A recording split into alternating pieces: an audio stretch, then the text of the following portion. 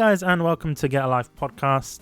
It's me, Bish, as always. We've passed 100 episodes, as you guys know. We're kind of focused on Dynasty Warriors and all that kind of stuff. And there's been a lot that's been happening during quarantine, especially the announcement of the PS5. We got to see how sexy it looks. I personally think it's a great console, but we're going to be talking about that today, as well as what Koei games we're going to see, because there was certain thing that was teased within the PS5 trailer, and we've got someone on the podcast today. Hello, my name is Chris Gildart. I'm a YouTuber that tends to do a lot of Dynasty Warriors and Koei Tecmo-centric videos. I love Chris, by the way. I only recently got into contact with him in the last couple of months, but I've been watching his videos for a while now, and we had him on the podcast before, but there was some recording issues. Is this your third podcast appearance overall, like for other podcasts, or is this like your second? This would be my second. Okay, perfect. So Both of his times that he was on a podcast, it was on here, but this is the first time you're hearing him on the podcast. Just so you guys know, today, as of recording, it is the 4th of July. So other than that, let's get into it. Before we get into the discussion, I just want to thank our sponsors, Japan Crate, Crunchyroll, J-List, and Loot Anime. Big thanks to them. I also want to give a shout out to a good friend of mine, Swen, who's actually making some really cool stuff on Etsy, some video game merchandise and stuff like that. Recently, he designed a Guardian from Legend of Zelda Breath of the Wild, and it fully articulates and everything like that. You can go and check that out. It was actually doing well on Reddit. I think he got like 100k upvotes, which is pretty cool. I'm pretty proud of him. Go and check him out. His link will be in the description as well. Chris, how are you doing? I'm not too bad. Busy as always. It's good to be busy, right? So, I mean, when we done the first recording, we were in the middle of Musou. Yep. Care to tell us what Musou is? Because I know a lot of people may not know about it. I know about it, but a lot of the listeners may not know about it. So, Musou is an annual event on my channel where we celebrate all things Koei Tecmo. It's not just about the Musou series, but, you know, I started with the Musou series. A lot of people kind of started with the Musou series as far as their love for Koei Tecmo goes. And like it's kind of expanded further beyond just my channel, and like other content creators get into it. The official Koei Tecmo America Twitter and Instagram have tweeted out the hashtag before, so it's just an annual celebration of the games that we love from Koei Tecmo, but mainly the Musou series. Mainly the Musou series. I've noticed that you've done some polls before, and you were thinking about maybe introducing other games into Musou and things like that. I thought, and originally when I entered the poll, I was like, oh, okay, so he's thinking about other Musou type games, but then you told me no. It's only Koei stuff, which I don't know. I would like to see like maybe Senran Kagura, maybe like Fate Extella Link, those kind of Musou-esque games or heavily Musou-inspired games. I think that would be quite interesting to see in Musou Mei. Do you think that it will eventually transcend into other Musou-style games or just Koei games? I'm going to keep it as just Koei games on my channel. Okay. That being said, I do plan on touching on Musou clones. I've actually separated them out of my collection so that I can make sure I'm touching on them in the future. Fair enough. Definitely looking at 99 Nights at some point. Okay, I've never heard of that. What is that? 99 Nights? So that was a Microsoft published game. So it's a 360 exclusive. It is a Japanese developed game, but it was hailed at the time, like before it came out, as the Musou killer. Okay. Kind of like how Killzone was hailed as like the Halo killer. It was kind of a similar situation, but because it was on Xbox, it didn't really sell as well because most Musou players are on PlayStation. But it is a really good game. It ended up getting a sequel, which wasn't as good in my opinion, but like both of them are decent hack and slash games. Do you think that Microsoft, at least with the Xbox Series X, might think about reintroducing this game series to kind of market to the Japanese audience, to kind of combat Sony? I'm not sure because I don't think Microsoft had necessarily any say in the second one. Okay. Because I think the second one was published by Konami, though Microsoft still had like the exclusivity rights. If my memory serves me correctly, because the second one didn't have the Microsoft logo on the game case, but it was exclusive to 360 as well. I wouldn't mind seeing another 99 Nights, because I think that game was awesome. It seems a bit odd because I've never heard of it before. I mean, I was an Xbox player until, just so people know, I really got into the PlayStation 3 quite late. So I bought a PlayStation 3 when the Super Slim came out. You know, the one that doesn't have the slot loading mechanism, just the top loading? Yep. Yeah, so I got into that very late, and I just bought like Dynasty Warriors 8 on it, and that's pretty much what I used it for. Other than that, I was playing Xbox for the longest time, so I'm surprised that I didn't know about that game, to be honest with you. I think it was kind of weird that I kind of didn't know about that. But I'll be honest with you, Chris, I was the kind of guy that any game that wasn't Dynasty Warriors, that was a hack and slash, I kind of took a back seat and I was like, no, I don't want to play this game. Even Samurai Warriors. Like, I remember when I was a kid, and obviously, like, I'm 6 years old, and you'd see the advertisements for other Warriors games in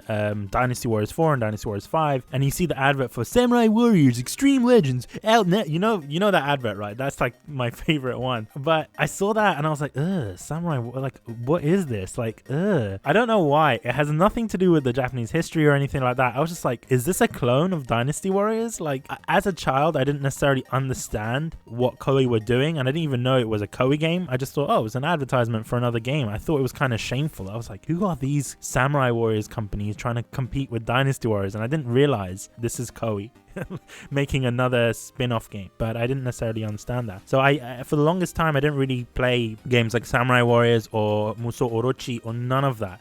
I was just strictly Dynasty Warriors, I think, until Dynasty Warriors 5, and then after that I kind of got into more games. See, I was kind of the opposite. I wanted every little hack and slash style game, that kind of like 1v100 style. So I really got into Devil Kings when that first came out, and Drakengard. What is that? Is that a Capcom game? Yeah, that's Sengoku Basara. Oh, okay, Sengoku Basara. Okay, I get it. Yeah. See, that's another game that I want to see more of, to be honest with you. I know this is like a Koei-themed episode, but I really want to see another Sengoku Basara make its way to the West, because I know they're still making them in Japan, but I just want to see, like, they're kind of weird and wonderful in a way. Like, when I saw, for example, Ieyasu. If you look at Ieyasu in Sengoku Basara and you compare him to Ieyasu in Samurai Warriors, it's a night and day difference. Like, Ieyasu is a lot younger. He's got that sort of boxing style look to him. It seems like more wacky version of Samurai Warriors. And I think that's kind of like what we need sometimes. And they seem to play like different sides, because Ieyasu in Basara is much more of like represented as the good guy, while Mitsunari is like, he kind of seems like the bad guy, the way that the narrative works. It's kind of interesting like that, because I've noticed it really depends on the developers, because I don't want to say that there's necessarily a bias, but sometimes I've noticed that, at least with Koei, they kind of follow the trends that are going on. Like, if, for example, if you look at a game like Sanada Maru, right? Like, that game was designed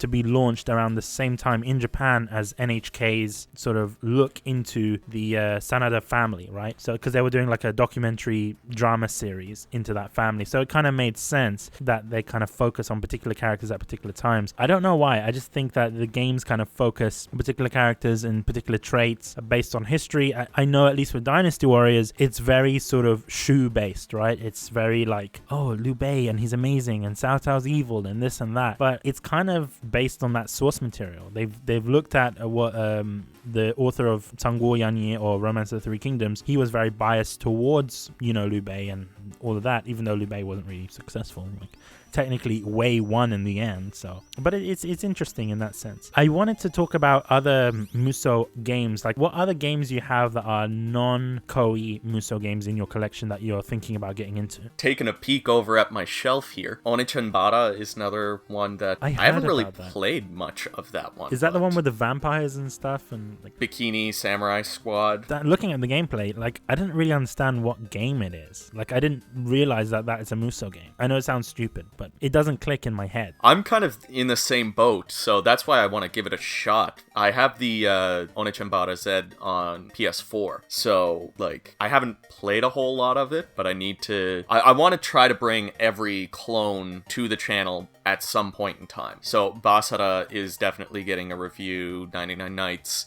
Guilty Gear 2 Overture, I feel is one that not a lot of people know is actually a Musou clone. Because Guilty Gear it's a fighting game series, but they actually made a hack and slash 1v100 style game. And it was another 360 exclusive. Okay, there's a trend going on here. Just going about the forgotten games. I thought you were going to say, yeah, Senran Kagura, maybe like Extella Link, you know, like the Fate series. But no, you're going with games that I've never heard of and games that are like Xbox exclusives. I didn't know why. Why is that? That seems a bit odd.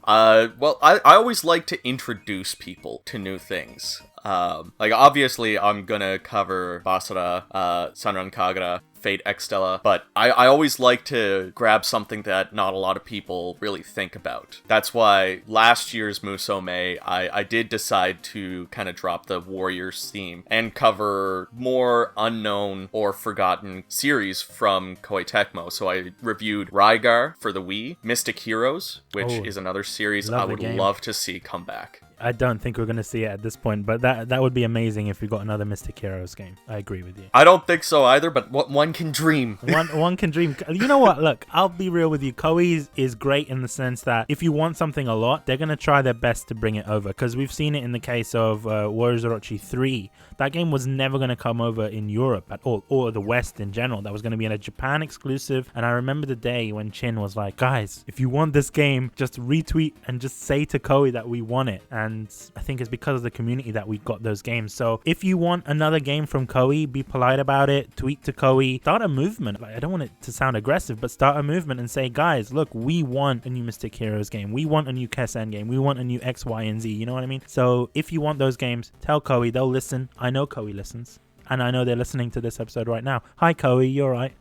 Other than that, you mentioned Senran Kagura, right? Yep. I'm a big fan of Senran Kagura, but I find that a lot of people, they wouldn't play that game for obvious reasons, right? Because it's a very hypersexualized game. Just looking at the game, it's going to put a lot of people off. And for people listening, I think try Senran, because it's a great game. It's a great hack and slash. It has some great features. Yeah, there is a lot of ecchi elements to the game, but from what a lot of people don't necessarily understand is that the game story, although there is a lot of text to go through, the game story has some sort of meaning to it. Like, I've played Senran a couple of times, and some character's story have touched me personally. Like, I feel very enlightened, or I feel very sad for a particular character. So they are real characters and they're well written. The gameplay isn't necessarily the best all the time. In the past, like, I was kind of like, oh, okay, we're playing Senran just for the shock value, you know, like a panty lottery system, or like changing swimsuits, and there's a lot of questionable things in that game. But I think in terms of a Musou game, it's quite solid. There are certain things that differ from Dynasty Warriors, so I wouldn't necessarily class it as a clone, but there's a lot of great games out there. Like, I'm not sure if you've played the Fate Extella series. I have. I own 3 copies of the first Extella game. Oh, Umbral Star, right? Yeah. Okay. And so I've got it on Vita.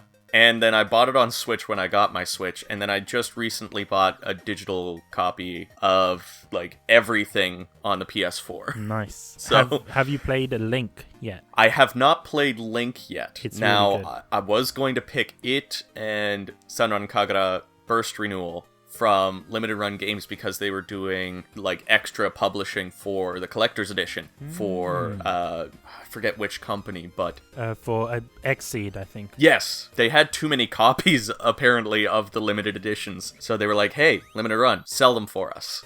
Okay. I didn't know that. Like, when I got into those games, because I got into Senran Kagura, I didn't play the 3DS games, because Burst Renewal is basically a reworking of the 3DS games. So Senran Kagura Burst 1 and 2. Basically, those games were like side-scrolling hack and slash games, if that makes sense. I don't know how to explain it, but it's kind of like Super Mario Brothers with like hack and slash elements. It's kind of weird. And then obviously Estival Versus and Shinobi Versus were released on like the Vita, and then got re-released on the PlayStation 3 and PlayStation 4 and PC now. But I got in way back when, so it's nice to see like Burst Renewal do anything. But when I got Burst Renewal, I got it on the release with Extella Link at Game. So Game, for those that live in other places than the UK, Game is basically like EB Games or GameStop or whatever. So I picked up at Game, and they were not showing the games anywhere. They were like hidden away from sight. Like, you had to ask for them. And I find that happens a lot with Musou games or Japanese games in general. Like, you have to ask in advance, do you have a copy of this game? And I picked them up pretty cheap because they want to get rid of them. Like they're not games that necessarily people are proud of selling, if that makes sense. But either way, with those kind of games, a particular Fate Extella series in general, what I liked about it was the fact that it was very different from Musou games, and I praised it a lot because for me it felt fresh. It felt like the old school Dynasty Warriors games in that sense. Limited characters, limited move sets, but at the same time everything felt very fast. You know, it gave me that sort of, I don't know if you played Dynasty Warriors 6 Strike Force. Have you played it? Yep. Yeah, it kind of gave me that Strike Force-esque feeling because the fact that within the Fate Extella series, you can dash quite quickly between areas, which makes sense, and there is no horses. So, you know, sometimes I feel that Dynasty Warriors, because they have horses and because they have such huge maps, it can be a bit of a chore to get to certain points on the map. Obviously, that's why now, personally, I prefer Samurai Warriors and I prefer games with smaller maps like Fate Extella. Have you played another game? Now, I know this might not necessarily be a Musou game by any standards. Have you played Sakura Wars yet? I haven't yet. Yeah, I've been kind of picking and choosing what games I pick up lately because I've been trying to save up for other things. Okay. I've been trying to get upscalers and deinterlacers and stuff like that so that I can get really good gameplay footage of the older Warriors games for my videos. I also just recently bought a sit-stand desk, so one of those electronic ones that you can just press the button and it like goes up and down, and oh man, it's gonna be beautiful when it comes in. Oh, it hasn't come in yet. They just got it back in stock on Friday, and it was in Halifax, and I'm in Prince Edward Island, so can't just like drive over and pick it up. To be honest with you, I don't have a desk at the moment. My desk broke, but don't ask. Oh. Don't ask how. It was a cheap IKEA desk, and it served me for like a good 5 years, and now it's like, it's not in service anymore, so I record on the floor now. I am Floor Gang, you know? That PewDiePie meme. That is me, Floor Gang. Ooh, you know. So it's weird. I'm getting used to it slowly. Other than that, the reason why I mentioned Sakura Wars is because I was given it for review, and I'm still reviewing it actually. But I wasn't really too fussed about it. I was like, Sakura Wars. It seems a bit weird. This whole, you know, dating the characters, and it's kind of like this retelling of World War II, like a fictional World War II with a steampunk element. But playing the game, because I searched up the older Sakura Wars games, and it's this weird sort of turn-based RPG that's kind of similar to a board game at the same time. Like you actually have to move certain turns. Makes no sense to me. But when I played this game, I was reluctant at first, and it blew my mind because there is that sort of character development, there is that sort of character interaction, but at the same time there is a core Musou gameplay that just works. Like I find this a lot better than Warriors Gundam or Dynasty Warriors Gundam, right? Because, you know, in Sakura Wars you have the mechs, and that's how you fight and whatnot. The one thing I find a bit odd about Sakura Wars is that its default setting, because, you know, like square is light attack, triangle is your charge attack, and then circle like your Musou, and X is your jump. But this game swaps the Musou button and the light attack button, but I'm glad that they have like an option in the menus to change it back, because otherwise I would not know how to play the game. I know it sounds really stupid, it's a small change, but other than that, I'm really used to that square and circle positions. Like I said, what's very interesting about the game is that it just feels very fluid, and the fact that you can fly and do aerial attacks similar to Senran Kagura, because that's what I love about Senran, is that you can do aerial attacks in that game, and also the fact that you can run on walls like in Prince of Persia and like Assassin's Creed and stuff, which is stuff that I've never seen in a Musou game. And also the fact that you can jump off the map and die, like that is nothing that you've seen. Like I know it's such a simple thing, but I've never seen that in a Musou game, and I've never seen that in, you know, even in Warriors Gundam, right? Never seen that. Yeah. It's just so unique. And the fact that you can switch characters similar to Warriors Orochi, it feels like it's taken the best of every Musou. So it's taken the best from Gundam, it's taken the best from Senran, it's taken the best from Dynasty Warriors and Warriors Orochi, and it's just brought it into one game. And I know it's a smaller game, and it's a game that I see has a lot of potential. I know a lot of people will see it, and a lot of Musou fans will see it and be like, oh, this game isn't shit, it's just a basic Musou game. But to me, when I see games like that, it has a lot of potential, and I think I encourage, in fact, a lot of companies like Sega, like Capcom, like Bandai to produce more Musou games, because that lights a fire up Koei's ass to then, you know, compete. Because at the moment, when you don't have competition, it kind of limits what you can do. And we've been seeing recently with recent Musou games, there isn't much innovation, which is unfortunate. We tend to be seeing a lot of asset flips, games like, Warriors Orochi 4, which is a good game, don't get me wrong, but there is a lot of stuff that's been reused from obviously Samurai Warriors 5 and Dynasty Warriors 8, and we're getting re-releases of older games like Dynasty Warriors 8 Definitive Edition and all that kind of stuff, and I feel a bit drained by it, you know what I mean? Oh, I completely get you. And I actually found Pirate Warriors 4 was a complete breath of fresh air. Yeah. Because, there was innovation done to that. They've changed mechanics that we come to think about when we think of a Musou game. They got rid of Musous in a Musou game, which was really interesting to me. And I actually praised it for that because they replaced them with these skills similar to, trying to think now, so you would hold R1. It's almost like the state combo system in Dynasty Warriors 9, except these are essentially your special moves. Some are even more flashy, some are... They have them in Musou All-Stars. Yes, yeah. So it's similar to that, where some are flashy, some are just stat increases, some are actual, they're almost the same as a Musou in, a traditional Warriors game, but they have cooldowns instead of you building up a meter for them. So that's where I really found it super interesting, and it didn't upset the Musou style, it brought it that next step, and that's kind of what I want to see with the next Musou game, whatever we get they end up doing. I think that's a very interesting thing, because that's, like I said, it's those little touches, even though they're small things, right? It just adds a little bit of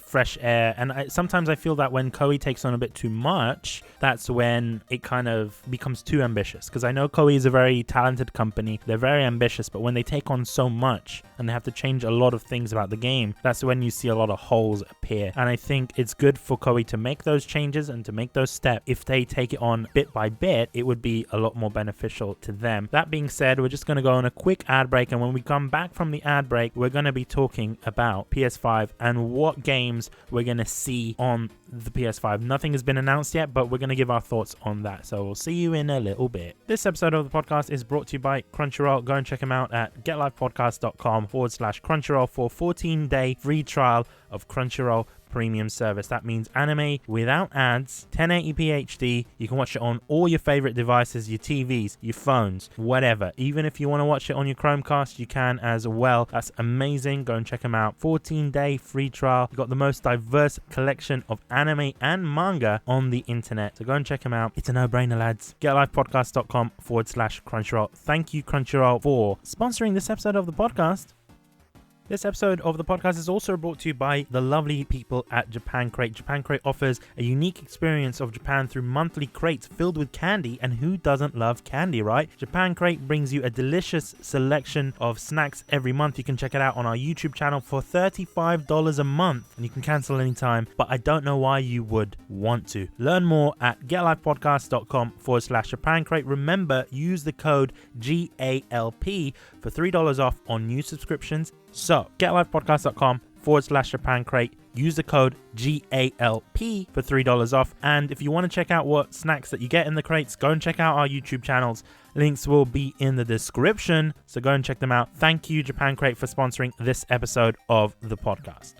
And we are back from the ad break. We are here with Chris once again. Chris, have you seen the PS5 announcement? I did. Were you watching it live, or did you watch it afterwards? I watched it live. Okay. And I haven't watched it since. I've been meaning to watch it over, break it down, and really understand it. But I don't know. I thought it was a really good presentation, and I just haven't dove back into it because I've been working on several other things. I'm not gonna lie to you. I was really hyped by the PS5 announcement, and the way that the console is designed in itself. It just looks so beautiful. I know a lot of people are gonna be like, oh, it looks like a router, it looks like a... No, it looks sexy. I mean, I've come from a background of design, industrial design, architectural design, so looking at it, it just looked very organic, very fluid, kind of looked like a spring onion to me. I know it sounds really stupid, like a scallion. scallion. Have you ever seen like scallions, how they grow and stuff? It kind of reminds me of that, and I think that's really cool. But I was more excited about the games that were being announced, and I'm not talking about first-party titles. I know Spider-Man Miles Morales is going to be amazing. I know what Sony's going to do is going to be amazing with the new Horizon game and everything like that, and Ratchet and Clank. But there was a point within the presentation when they got other developers in, and I'm not sure if you've seen that. I kind of jumped out around the time when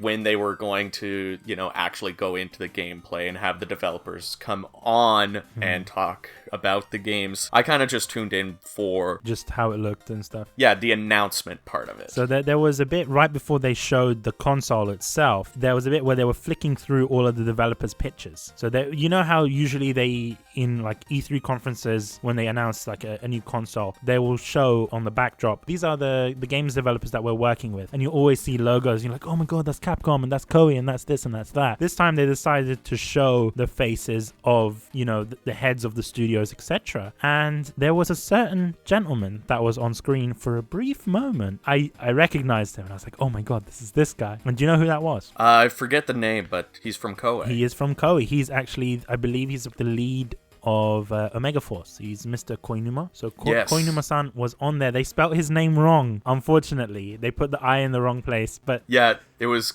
Koni Uma. It was something weird. I just didn't get that. But either way, I'm not going to fault Sony for that. But he was there, which means that we can assume, obviously, it's pretty much confirmed that Koei is going to be developing for the PS5. But the fact that he is the lead on Omega Force means that we're going to get a new Omega Force game for the PS5. Now, I don't think it's going to be a launch title, to be honest with you. I think Koei is going to just re-release a game that we've already seen on the PS4, release it for the PS5. That's what I can see that happening.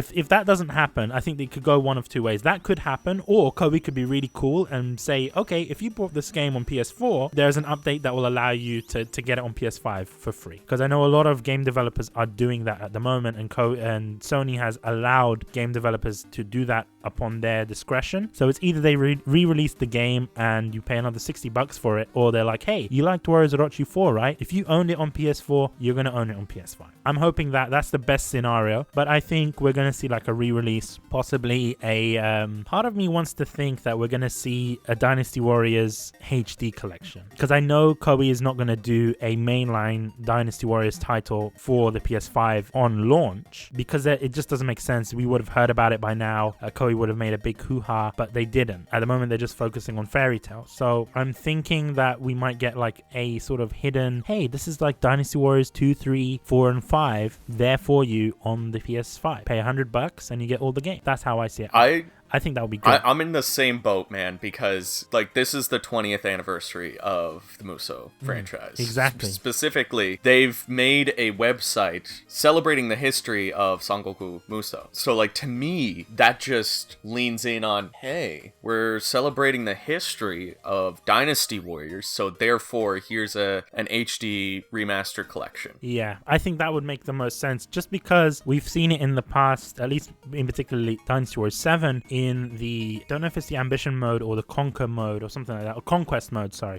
Within the conquest mode, as part of DLC, they had remade Dynasty Warriors 2, 3, 4, and 5 maps. So Koei still has that layout and they could do something with it. I think even if they were using Dynasty Warriors 8 character models or Dynasty Warriors 9 character models, if they used the new character models for like a remaster and rebuilt the games, because the maps are quite small, they could do it quite easily with this technology that they have now, and introduce the old move sets, no weapon switching, no things like that, that would be fantastic. Even if we got it Japanese only, like even if it was a Japanese voice track only, I would be more than happy with that, because I understand obviously bringing in all that voice cast, or how would you use the old voices, like it kind of causes a lot of problems and contentions. But if they done that, I think I'll be very happy with that. But as you said, 20th anniversary of Shin Sangoku Musou, we need to see something. Koei loves their anniversaries, and I don't think we're going to get Dynasty Warriors 10. As much as people want that, I think it's too soon for a Dynasty Warriors 10. I think if we're going to get Dynasty Warriors 10, it will be maybe 2 years into the PS5, maybe 3 years into PS5. In terms of launch titles, though, what do you think Koei might be working on? Because I'm personally thinking Samurai Warriors 5. It's about time for a new Samurai Warriors game. I don't know if we would see it on launch. launch, but I would definitely see it within the first year and a half, at least. I think because Koei's the kind of company that likes to really talk about the games that are in the works, and they want to have like that hype build up. They're not the kind of company that's like, oh hey, this is coming out in like a couple of months. Because like if you look at what they're doing with Fairy Tail, Fairy Tail's been discussed for like at least 8 to 10 months. Koei knows about it, and they've been promoting it, and they've been promoting it heavily. Even now, if you see a lot of online conventions, whether that was Cloud Mitsuri or a Funimation convention, now the online conventions, they want to push Fairy Tail hard, especially with these anime games. So yeah, you do have a point. Koei does give people ample time to know, hey, this game's coming out. I think they changed. What makes me think that we might get like a sudden release is kind of how they dealt with Dynasty Warriors 9. Because to be honest with you, as press, I get like press releases and stuff. We didn't get that much information on Dynasty Warriors 9. We knew about the English dub maybe about a week before its release. We didn't know that much info. So I don't know. In the past and even now, we're seeing Koei likes to show off, but at the same time, with Dynasty Warriors 9, it was very covert, very hidden. So I don't know how that's going to work with future games. If we're going to see them, be proud and show off the games as they are, or are they going to just drop it? Dynasty Warriors, we didn't get a whole lot of information until like right before it came out, but we still knew. Oh, we knew that the game existed, yeah. We had little bits of gameplay, like renders and videos, so we had little bits of information. The only thing we really know about Samurai Warriors 5 is that they're working on it. That's literally it. We don't even have a logo or anything like that. So I don't think... I think it's too soon based on the fact that they're not talking at all. Like, not even the Japanese. What if at Tokyo Game Show, because I know, okay, maybe Tokyo Game Show is not going to be conventional in like a convention hall, but it might just be an online event. What if Koei at Tokyo Game Show was like, hey guys, we're working on Samurai Warriors 5, here is a tech demo for the game? Would that give you more confidence that this game is going to be coming out soon, or... Well, I just don't know if it's going to be a launch title. Okay. Yeah, I don't feel it's going to be a launch title. I think, similar to what you said, we're either going to see ports or, like, remasters, something like that. Because they're just not really talking about really anything other than Fairy Tail. It seems a bit weird because, there was the PC gaming event, and then there was other events where Koei was invited to. And I don't know. I know Koei doesn't just work on one game at a time. And I know that for a fact. I know there's stuff in the work. But I just want to hear more about, even if it's a hint, just like, hey, we're developing games for the PS5. They didn't even officially announce that they were developing games for PS5. Even though Mr. Koinuma, right, he was there at the presentation, and Koei didn't announce they're officially making games. So I want to hear more from Koei, even if it's like, hey, we're making games for the PS5. I want to hear about it. I think also at the same time, it leads me to believe that there might be certain games that aren't necessarily Koei game. Well, not necessarily, Koei IP that we might see Koei working on, if that makes sense. For example, Atlas hasn't announced Persona 5 Scramble in Europe and in America yet. They haven't even announced a localization. Part of me thinks that it might be the case where it could be like Dynasty Warriors Gundam, in the sense that Koei deals with all of the licensing and publishing in the West, while Bandai deals with it in Japan. We might see a deal like that. So I'm thinking maybe Koei might be dealing with those sort of games in the sidelines leading up to that. Just because after Fairy Tail, I don't know what they're going to release. And Fairy Tail's coming out next month. Well, actually, no. Fairy Tail's coming out this month. At the end of this month, Fairy Tail will be coming out. So I've heard of no other Koei releases. We haven't had any press releases in regards to any other game. So I'm kind of worried at the same time as a fan, but as a member of the press, I know that there is probably something going on in the future, but they're just not ready to say anything yet. I also follow their Japanese accounts just to see what's happening on the other side, and I know that Ruby Party has a lot of stuff in the works. There's the subsidiary that does like the otome visual novel style games, similar to Hakuoki, if that... I get, yeah. I know what you mean. So I know they have... I think Ruby Party has 2 games coming out soon. The Haruka Naru, whatever. we don't get those games actually coming out here. That's the thing. Like, they don't. No.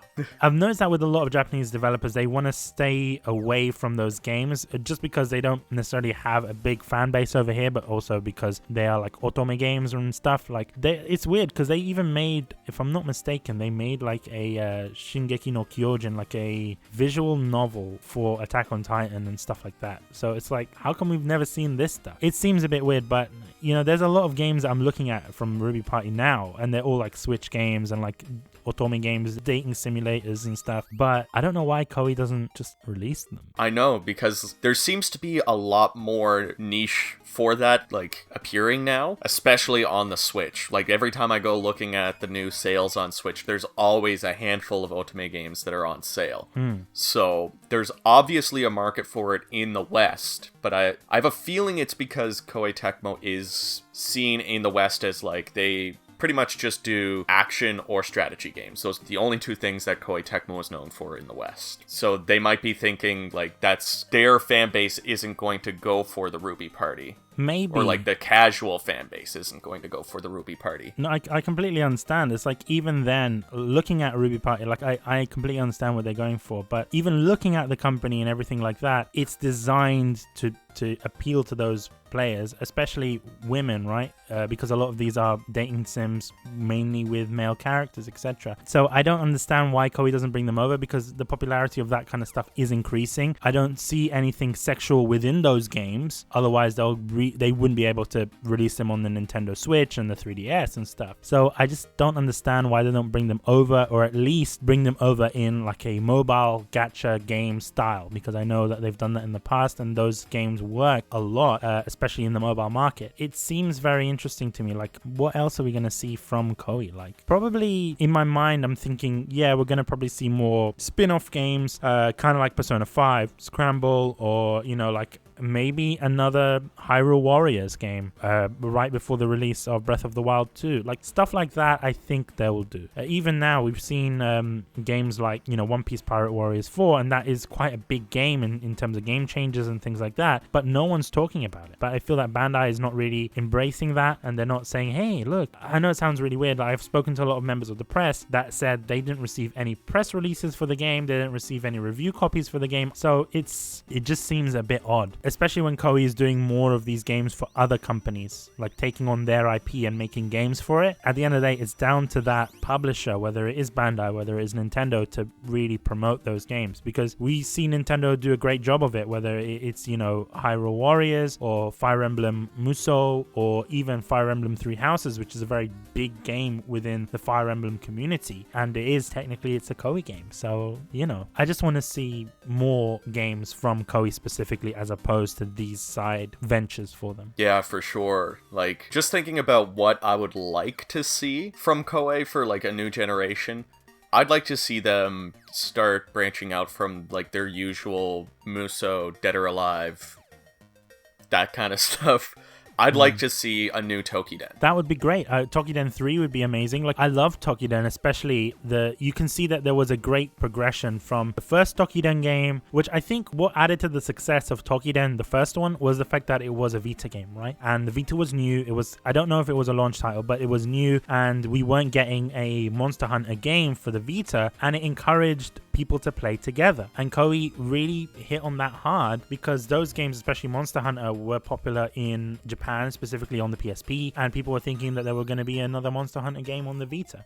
I think for Tokiden 2, they made great strides in the game, added new mechanics, but they kind of forgot about the core audience. There wasn't the emphasis on playing together. There wasn't the emphasis on being portable and things like that. And I think if Koei was to make a new Tokiden game, I would hope that it would be a Switch exclusive. I don't want to see Tokiden on the PlayStation, because I think Tokiden is more of a game that is a social game. That's just how I see it. I think it would work on both consoles with crossplay. With crossplay, yes, maybe. But at the same time, I don't know. I just feel, you know, being able to play Tokiden on the go, at least for me on the Vita, was amazing. And it wasn't really, I don't know, that it needed a level of communication, which I remember when Tokiden 2 came out, and I loved that game. But not many people were playing after the first month, and it's pretty much a dead game now. No one talks about it. No one plays online. Even Japanese players weren't as hyped for it compared to the first Tokiden. Yeah, I'm not sure why it wasn't really talked about, but personally, I played the first Tokiden more once it came out on PS4, because I'm not really a handheld gamer. I find when I'm playing handheld, I kink my neck a lot, so I much prefer to play it on the big screen. I actually bought a PlayStation TV so I could play my Vita games on my TV. But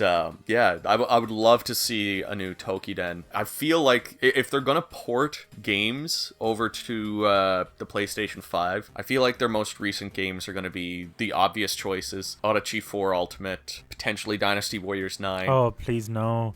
No, you know what? I got that press release saying that it got into like, the best hits. Yep. When the games are like really old and no one wants to talk about it, and then they just give it a huge price slash. When I saw it hitting into best hits, I was so happy because I was like, yes, now the game is gonna die. If they re-release Dynasty Warriors 9 for PS5, I'm leaving. I don't even know what to say. You know what? Either that or I'm just gonna pretend that game doesn't exist. But I hope not. I genuinely hope not. I would like to see Dynasty Warriors 8 Extreme Legends Complete Edition.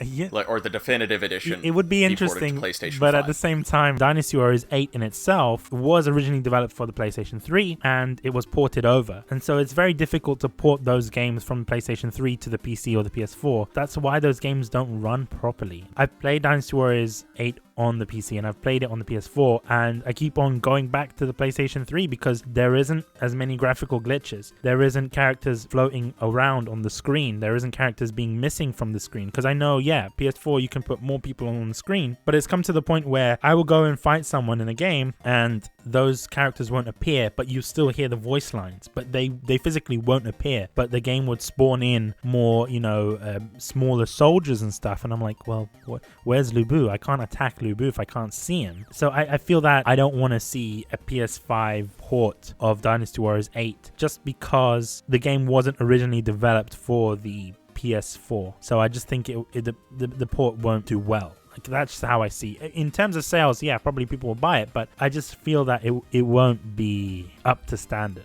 It's weird that you say that you experience a lot of visual glitches like that, because I've never experienced that with Dynasty Warriors 8 Extreme Legends on PS4, but you literally just described everything that I experience with Dynasty Warriors 9 every time I go and play it.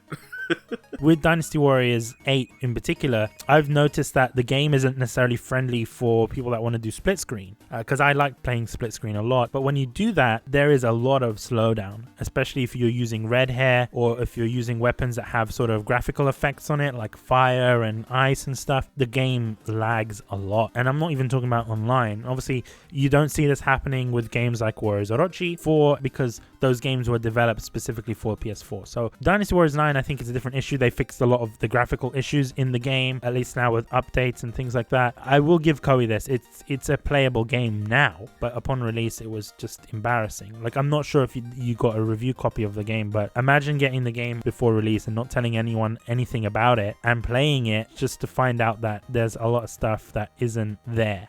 Yeah, I didn't get a review copy, but I did buy it on release. But that's another thing. Do you think split screen will return in the future of Musou games? Because obviously now a lot of games have been taking out split screen. So a lot of, games that relied on it, whether it was racing games, I don't know, other games like platformers and stuff that relied on splitting the screen, do you think that they will remove that? I don't think Musou games will remove it because, they patched it back into Dynasty Warriors 9, so there's obviously a want for it in the community. And so when Dynasty Warriors 9 was originally announced as, it's only one-player exclusive, I understood that because it's an open-world game. You don't want to mess around with multiplayer in an open world game with no loading screens or anything like that. So I was like, yeah, that makes sense. But I remember seeing so many people saying, oh, well, why doesn't this have two-player? All Dynasty Warriors games have two-player. And, they brought it back for Orochi 4. I can't remember if it's in Pirate Warriors 4, but it's essentially been in almost every Warriors game, and any Warriors game that it's not in, it comes back on it as, well, this is a bad thing. So I feel like Koei understands that the community wants that split screen.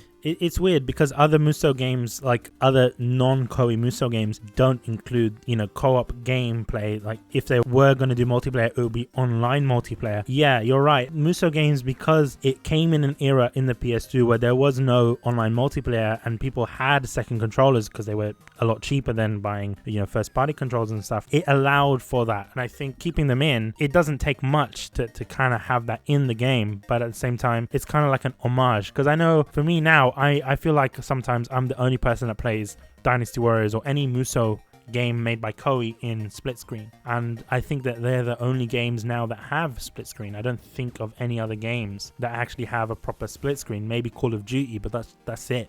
It just makes a lot of sense. But we're gonna go for another ad break, and when we come back, we're gonna talk about what other games we want to see, kind of like a fantasy football type situation, but with Koei games. So we'll see you on the other side. This episode of the podcast is brought to you by Loot Anime. Loot Anime brings you the best collectibles and gear and merch and even more from your favorite anime and manga series from past and presents, with a $60 value of each crate for $35 a month. And you can cancel at any time. It is a no-brainer. Learn more at getalifepodcast.com/loot anime and use the code GALP15 for 15% off on your next crate. Go and check them out. Support the show. In addition to that, if you want to see what's in the upcoming crates, you can go and check it out on our YouTube channel. Remember, that is getalifepodcast.com/loot anime. Use the code GALP15 for 15% off. Thank you, Loot Anime, for sponsoring this episode of the podcast. This episode of the podcast is brought to you by the wonderful people at JList. JList brings you the latest anime and otaku goods from Japan directly, whether that's anime, manga, cosplay, import game, visual novels. JList has got you covered. Learn more at getalifepodcast.com/JList, and remember to use our link and the code GALP for 5% off on all purchases on JList. That's including pre-orders. Remember, getalifepodcast.com/JList. Thank you very much, JList, for sponsoring this episode of the podcast. Okay, we are back with Chris, and I want to know, you mentioned you wanted to see another Mystic Heroes and things like that, but if you wanted, let's say Mr. Koinuma made you in charge of a new Musou game with a new IP, and you could take any other game franchise or any other anime franchise or whatever, what game would you make? Free reign. Don't do this to me. No, I am doing this. We need to know. Oh. Only one game, though. One game. It kills me. Because, we kind of talked about this last time with the Slime Warriors. Yes. And I think that would be perfect. That would be perfect. And the fact that Koei's working with Kodansha or whatever the company is called, they are the publishers of Slime. So Koei could easily do that. Koei, steal this idea, please, because that's a fantastic idea. But what would you implement in that game? Because I don't want it to be like a copy and paste of something like Arslan. Or for me, a game like that would work really well using the Dynasty Warriors 9 engine and having it open world. Because it's an isekai anime, going into a new world, getting to explore, having the idea of exploring a world in an anime that necessarily you can't see everything, but in a game where you can explore freely and go to these different villages and actually have battles like that. I think using that Dynasty Warriors 9 style gameplay would work really well, in my opinion. See, I think it would work better similar to Dragon Quest Heroes 2, where it's semi-open world. You have these sections of the map that connect between villages or other big battlefield maps, and that's where you do your exploration. That's where you do side quests, and you can have that JRPG mechanics into it. But then the actual story battles happen in classic Warriors style stages,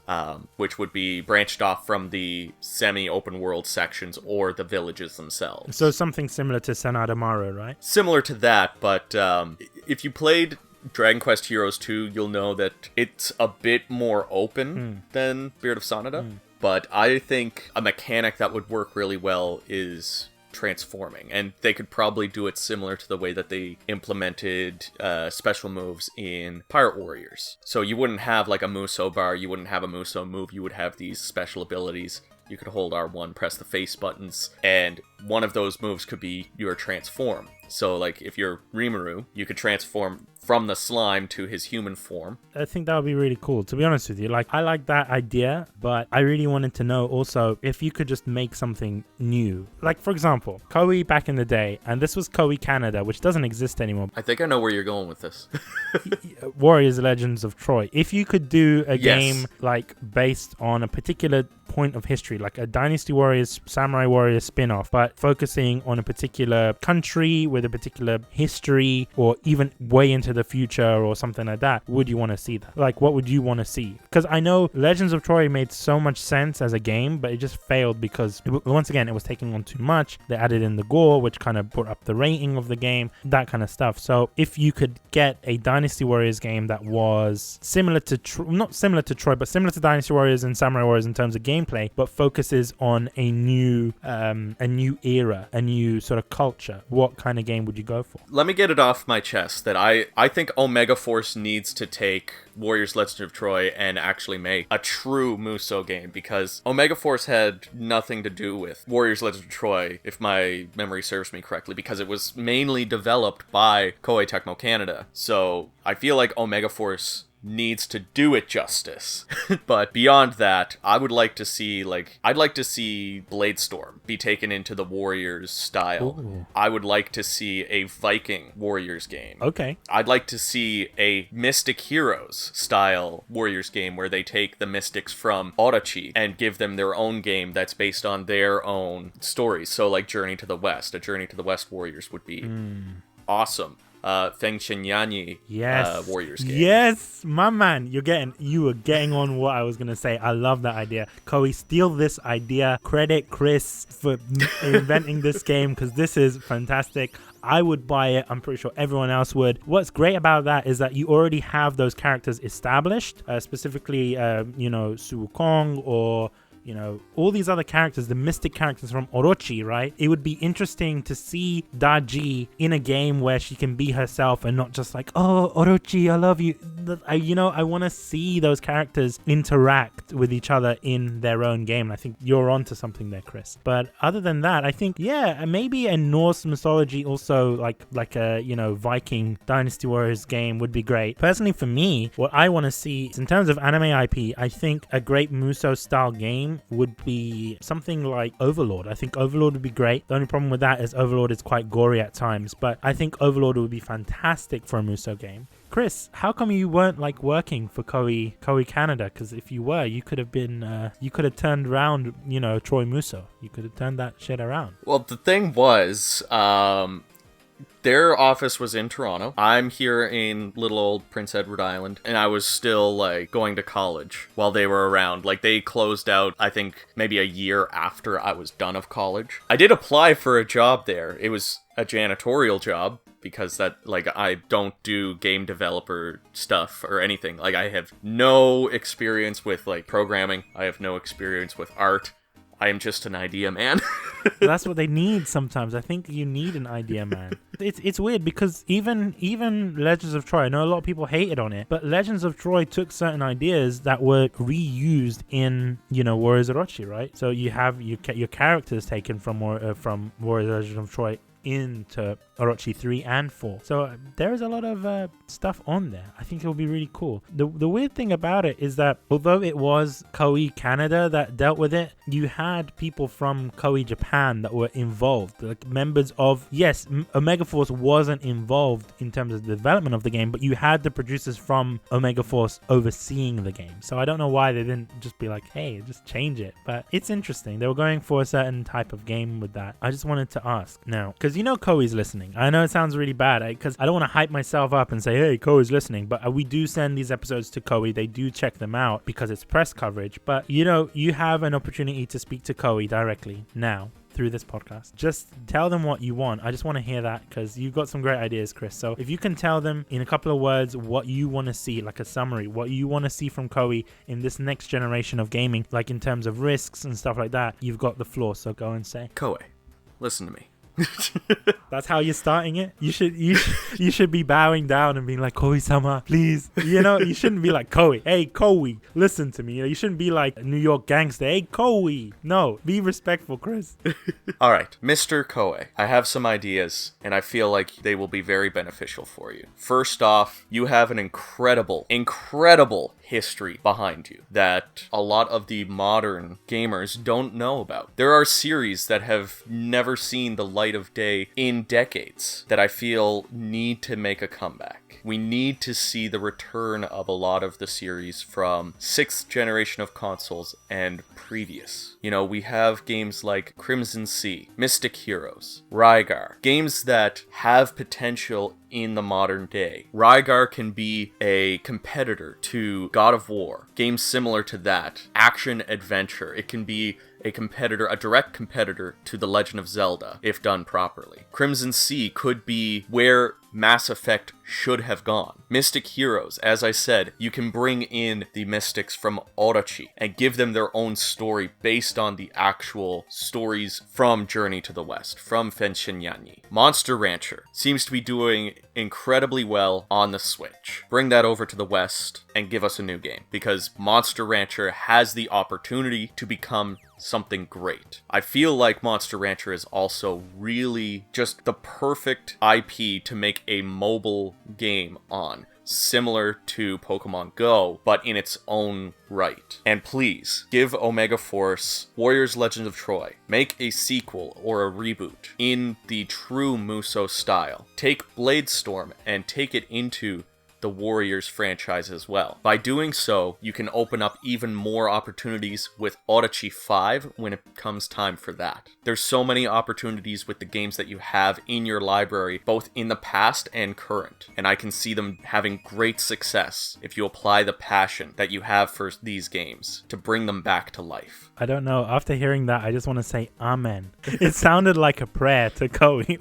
You were offering something to the Koei god. It was quite intense. I enjoyed that. That being said, I'm not going to do my own Koei prayer, because you know what? Koei already knows what I want. Koei, every time I go there, I'm like, Koei, you need to do this, you need to do that. I feel that they listen and they listen to the community. I want to reach out to you guys that are listening to please, if you agree with what we say, or even if you don't agree with what we say and you want other games, tell Koei. And they do surveys. I'm not sure if they still do this, but usually, I remember back in the day, I'm not sure if you remember this, Chris, they used to have these surveys that came with the game, and you used to post them off. Yep, I still have a few of those myself. Yeah, you know what? I still do, and I've never done it. So what I'm going to do after this episode, I am going to fill those out. I'm going to fill those surveys out, and I'm going to send them to Koei. And I encourage you guys, when you are, subscribe to Koei's newsletter and things like that, when a new poll comes up or survey, please fill those surveys out and tell Koei what you want in a polite way. Don't be dicks about it. Don't be like, oh, Koei, blah, blah, blah. No.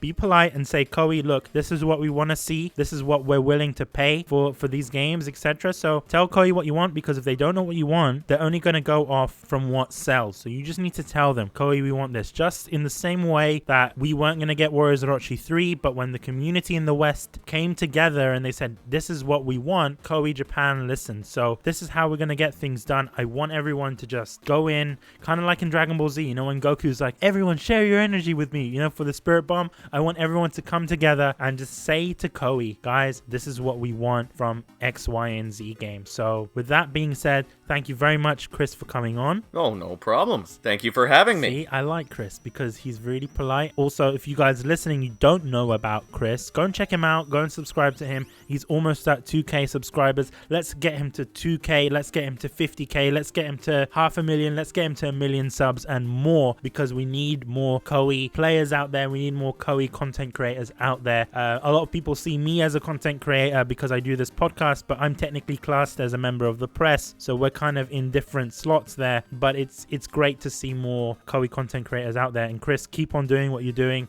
with the community. Keep on growing. Musou May, we want to see more of that.